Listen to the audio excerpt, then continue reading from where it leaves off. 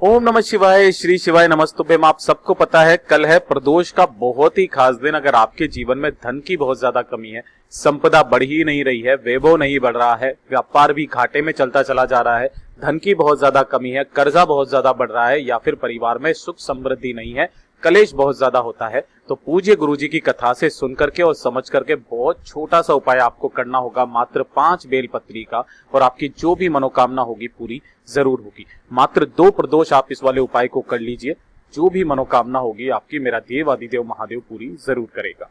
पूज्य गुरुजी की कथा से सुन करके और समझ करके बहुत आसान भाषा में बताऊंगा, परंतु उससे पहले आप सबसे एक छोटी सी गुजारिश है, जो लोग पहली बार आए हैं चैनल को सब्सक्राइब जरूर करना, वीडियो को लाइक करके महादेव जी का कोई सा भी प्यारा नाम कमेंट बॉक्स में लिखना मत भूलिएगा। ठीक है, ध्यान से सुनना, समझने की कोशिश करना। ये वाला जो उपाय है मात्र आपको किस दिन करना होगा, प्रदोष के दिन करना होगा, और किस समय पर करना होगा, समय आपको अपने आप पता चलता चला जाएगा। ठीक है, सबसे पहले ध्यान से देखिएगा, स्क्रीन पर क्या नजर आ रही है आपको, बेलपत्री। कितनी बेलपत्रियां चाहिए आपको? 5 बेलपत्री ले लेनी है, जो कहीं से भी खंडित ना हो। ठीक है, इसी के साथ में आपको ले लेना होगा थोड़ा सा पीला चंदन। क्या ले लेना होगा?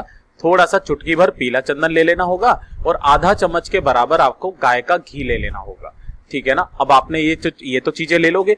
इसी के साथ आपको देखिए करना क्या होगा, सुबह के वक्त आपको ये वाला उपाय यहां पर तो सुबह के वक्त करना होगा। ठीक है ना, ध्यान से देखना, सुबह के वक्त जब आप नहा धोकर के तैयार हो जाओ, तब आपको ये जो 5 बेलपत्रियां लिए, इनमें से 4 बेलपत्री अलग रखना है ना, और 1 बेलपत्री जो है उसे अलग रखना। तो जो 4 बेलपत्रियां हैं, जैसे मान लीजिए यहां पर ये 4 बेलपत्री आपने इस तरीके से रख दी।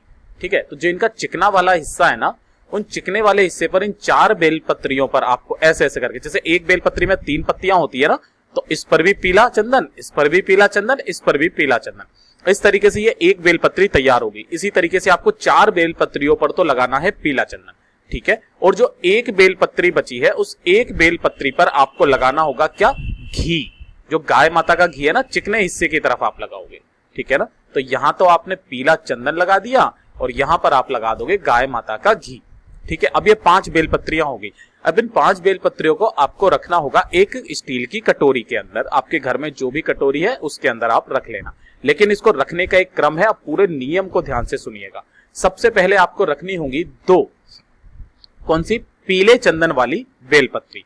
उसके बाद में उसके ऊपर रखनी होगी आपको कौन सी वाली? जो घी की आपने लगाई है वो घी वाली पत्ती आपको रखनी होगी। ठीक है ना, फिर उसके ऊपर आपको 2 फिर से वापस पीले चंदन की रख देनी होगी, यानी कि जो घी वाली है वो बीच में रखनी है, और ऊपर नीचे आपको 2-2 पत्तियां रखनी है। इस तरीके से आपको 5 पत्तियों को इस कटोरी में रख देना होगा, और इस कटोरी को उठा करके आपको 2 जगह गुरुदेव ने बताई थी, या तो आप रसोई घर में रख दीजिए, ठीक है ना, और या फिर आप पूजा स्थल में रख दीजिए। पूजा स्थल या पूजा का घर जो भी है ना आपके घर में, वहां पर रख दीजिए। जब भी आप इस कटोरी को रसोई घर में रखें तो आपको परिंदे के पास में रखना है, जहां पर पानी पीने का स्थान होता है। तो जैसे आपने कटोरी को यहां पर रखा, तो उसी के सम्मुख आपको एक गाय के घी का दीपक आपको प्रज्वलित कर देना होगा, अपनी कामना कहते हुए। ठीक है, अगर आप मंदिर में रखते हो तो मंदिर में भी आपको वही काम करना है, आपको एक दीपक जरूर लगाना है, उसी के सम्मुख अपनी कामना कहते हुए। गाय का घी का दीपक होना चाहिए और गोल बत्ती का दीपक होना चाहिए। ठीक है, ये काम करोगे आप सुबह के समय। फिर आप जब भी प्रदोष का समय आएगा, यानी कि शाम का समय, तो शाम के समय आपको इन 5 बेलपत्रियों को ले लेना है, और साथ ही साथ 1 लोटा जल जरूर ले लेना। ठीक है ना, पहुंच जाओगे कहां पर? महादेव जी के मंदिर शिवलिंग के पास। हमेशा की तरह बताऊंगा, उत्तर दिशा यानी कि नॉर्थ डायरेक्शन की तरफ आपको खड़ा हो जाना है, और एक एक करके 5 बेलपत्रियों को आपको मेरे देव आदिदेव महादेव जी पर अपनी कामना कहते हुए शिव जी को समर्पित कर देना होगा। कैसे? जिस तरफ आपने चंदन और गाय का घी लगाया है ना, वो कहां पर होना चाहिए? शिवलिंग से टच होना चाहिए। और जिस बेलपत्री को आप चढ़ाओगे उसका एक नियम है, उसकी जो डंडी है वो जलाधारी के तरफ होनी चाहिए, इसके ऊपर जब आप रखोगे, और पत्ती का जो बड़ी वाली पत्ती का मुंह है वो आपकी तरफ होना चाहिए।